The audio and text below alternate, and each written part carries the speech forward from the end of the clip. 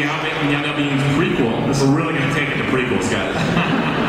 That's not the place to make the joke about the Pokemon episode. Sorry. I just realized that's not a bad idea. Why would I make that joke? Claire and other Dungeons and Dragons right now. Let's see a two-parter. I have no idea. I start every season this way, and I go, I swear to God, I'm not, no silliness. Like, I really think that 13 episodes of a show about the faculty and student body of a community college that's trying to stay above water would be a great show. People would appreciate it. I don't have any big highfalutin plans. Just lie. Just make something up. Are the shackles off? I mean, now that you're not on Broadcast Network, you've already experimented so much on the show through the years. Is there anything that you couldn't do before that you feel like now you can? I don't know. I mean, I had a lot of anti-vaccination messaging that I always wanted to get into the show. New cast member Jenny McCarthy. People were resistant to it. Now I feel like because it's on YouTube or whatever it's on, now I can just do anything. I think that that big question of is the show going to be different because it's allowed to be different. How different is it going to be? I think that the community that these guys recognize needs to be there, and so I'm very careful about that. My philosophy is attempt to make the same show and let the lack of boundaries kind of just make themselves felt instead of actually going, we could make the episode 49 minutes long and say the F word the whole time. I think it's just, look, I was just spitballing. I think that a sonnet feels like a sonnet. I just compared our show to a sonnet. Yep.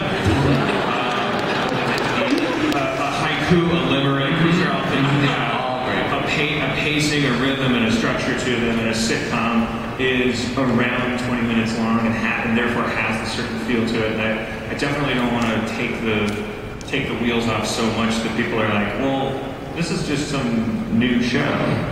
Well, the plan is also to continue to release the show weekly, so it's not going to be like that Netflix all-at-once model. So in some ways, people will still watch the show like they always watched it. Yeah, It'll be weekly, the way you guys watch Community. I mean, it'll start airing, and then you'll turn it to, you'll talk about it for a week, like we then talk about it, and then another one will air. That's the way TV is going to keep on working, hopefully. So let's talk about where we left things off at the end of last season. First off, Greendale was saved. Subway is out of the picture, but is Greendale ever really saved? Is there anything you can say about that? Well, I think it's hanging in there. I like it as an underdog campus. I don't know why if a guy tells you that, from the school board tells you that he hates your school and that he doesn't want it to exist, and you can just tell him, well, so what? That's probably it's not really very realistic. There might be some repercussions. They might have to cash in Chang's diamond teeth. Yeah, those are sweet diamond teeth. And what about Jeff and Britta? I mean, they ended things at the end of last season. It seemed like things weren't moving forward. But is there a future for Jeff and Britta, or is it more Winger and Annie? Or none of the above? I mean, now it's on the internet, so it's probably Jeff and Dean now, so...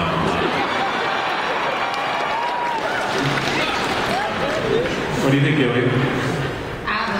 Jam? I don't know. I mean, Allison didn't show up, so yeah. I don't know what's punishment and what's reward for her. That's how I base it. All my decisions. It's pettiness. It's punish actors. I've always said, Community is an ensemble show. And it's an ensemble show about a bunch of human beings. Human beings fall in love, human beings have crushes, human beings are sexual beings, romantic beings, which always complicates life within a family, a group of friends, especially a family.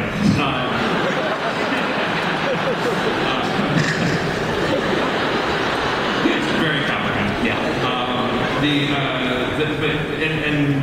That's the most important thing. It's not not necessarily just a workplace comedy. So centering the show on a relationship would to me be the beginning and the end. However, there are when it comes to matters of love on screen, I think that there's an organic energy that takes place. You feel the audience, and you feel the writers' room, and you let these stories happen. Jeff and Britta, they called their marriage off at the end of the last episode. They're childish people that were going to get married because they thought the show was over, and now the show's not over. So we will see what happens, and everyone's going to be a vampire. Jeff, where do you think Barry got? Where do you think